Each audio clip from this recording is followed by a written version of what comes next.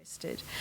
I'm glad, Narelle, that you introduced me in the context of both of the portfolios, because they are both, I think, important to this question. The responsibility I have as the Education and Child Development Minister really focuses my mind on the future of this state.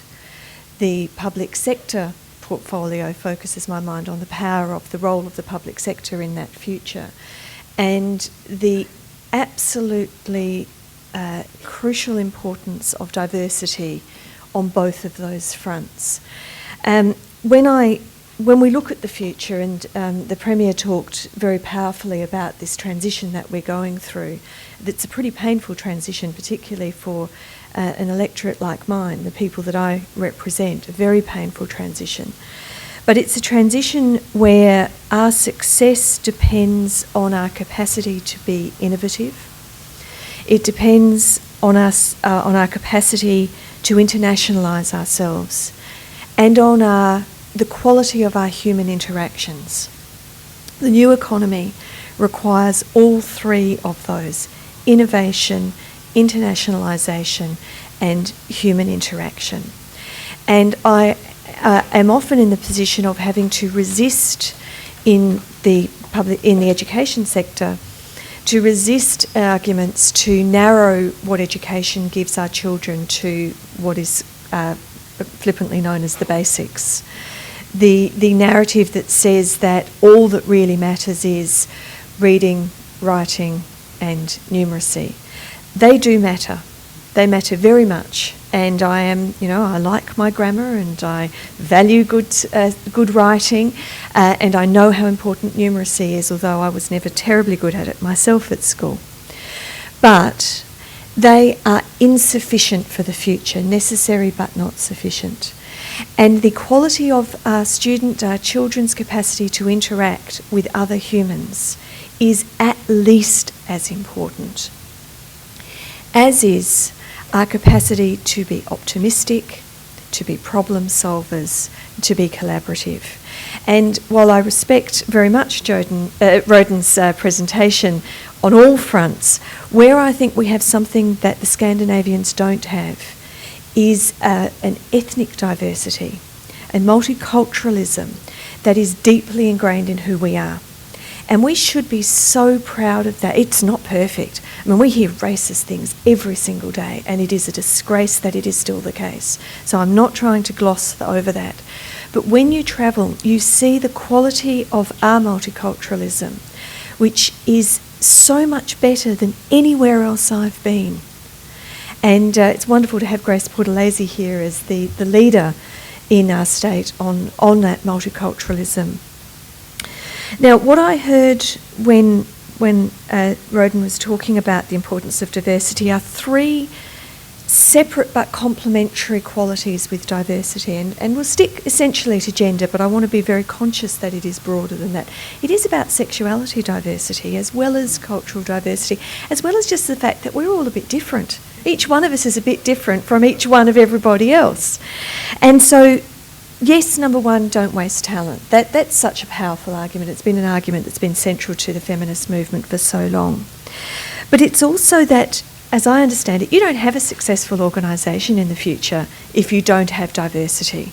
It is essential to your success because of the importance of innovation, of human interaction. But then there's this third element, that you don't have a successful organisation if you don't encourage and facilitate diversity. And that's slightly different to the benefits you get from it. But it's about the quality of the culture of that organisation that isn't conservative, that isn't turgid, that is open to difference. So if you have the kind of organisation that excludes diversity, not only do you not get the benefit of it, but you also don't have a great organisation by that very nature. And I think each of us in the public sector can reflect on what kind of organisation we have. Now, I'm in a career, and I never can manage to remember the title for those careers where you're in the minority in your gender. So, men in nursing, women in almost everything, but particularly still in politics. But I can say that, and particularly because he's not here, The way that the Premier chairs Cabinet is a remarkable lesson in leadership, because he not only allows debate, he demands it. And he creates the space to have a different view, even from his own. And that creation of space is one of the obligations we have as leaders. To create space for different thinking, sometimes for wrong-headed thinking. But if you are not willing to do that as leaders, then you are not fulfilling those success criteria that mean that you're going to have a successful organisation.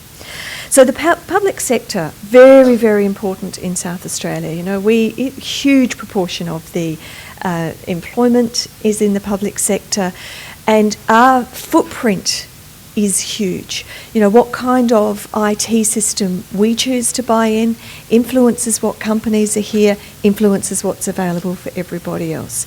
We are significant, we are important. We also, of course, are delivering a huge number of services to the vast majority of South Australians every single day. So what we do matters, and how we do it matters.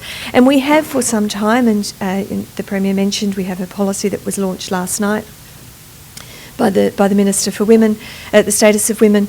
We have a good and increasing set of policies that facilitate diversity, and we need to continue to do those, to enact them and to think of new ones.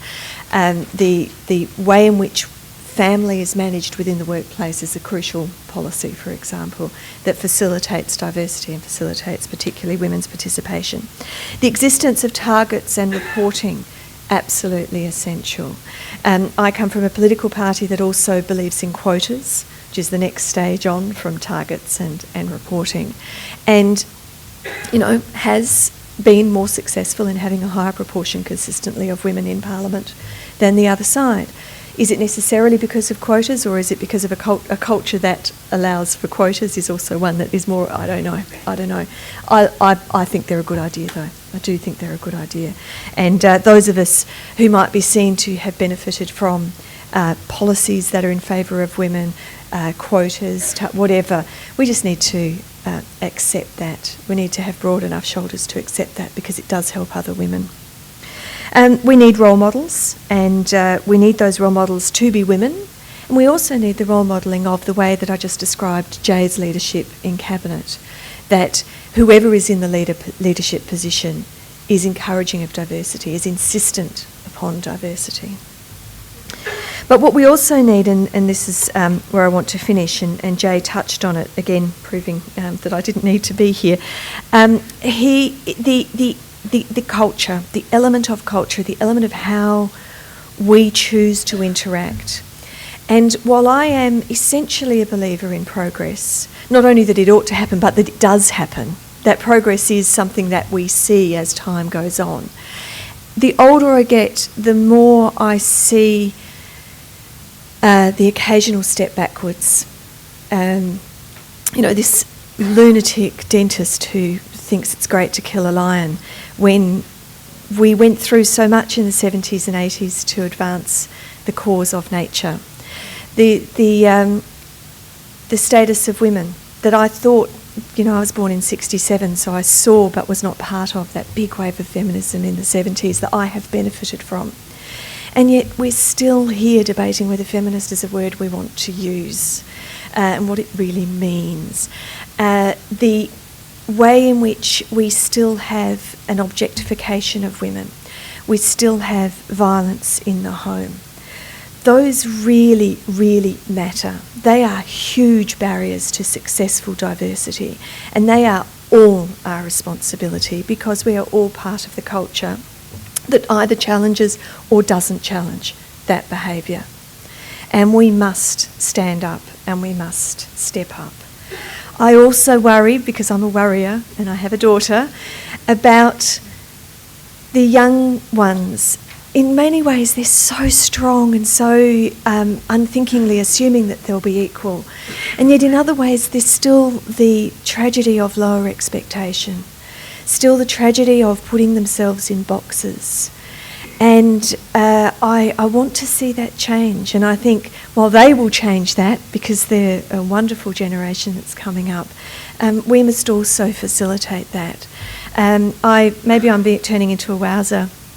I worry when I see a woman like Beyonce, who is so powerful and so talented, and yet often next to her besooted husband wears next to nothing. I worry what we're telling our children, our girls and our young boys about how to value who you are and how you need to look.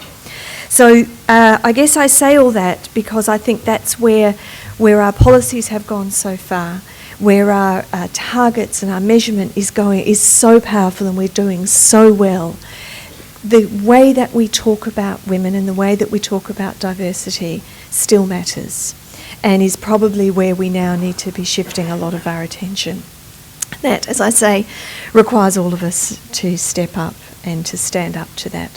So thank you for allowing me to participate, and congratulations again on your participation today. Can I just say, it's the little things. So I'm not wearing a suit. And I love that on Fridays. It's usually my electorate day, so I try very hard not to wear what one feels one has to wear during the rest of the week in Parliament. And so I don't really have anywhere to put, it's those little things. It's the grates, just when you walk into the chamber, Grace will remember this, that you have to step around if you've got heels, because otherwise you'll be trapped. It is the little things that can be so irritating.